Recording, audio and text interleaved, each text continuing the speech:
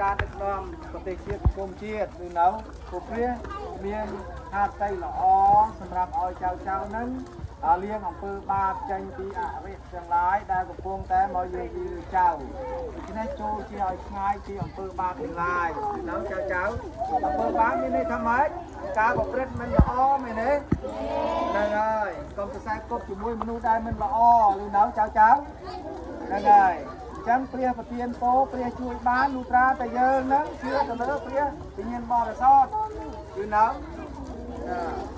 ព្រះវិញ្ញាណបរិសុទ្ធមានន័យថាម៉េចមានន័យថាព្រះដែលមិន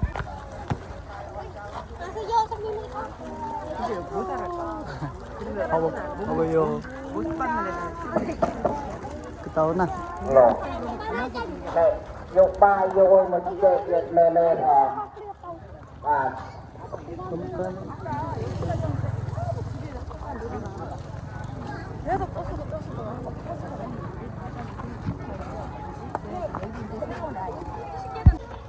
ยังมีเจ้าทอมอ๋อน้องดองชุบตัวอะไรมันดองเอาเชือกมาเอาเลยนี่ปัดเลยนี่โอ้ลงโตมาหนูลงโตมา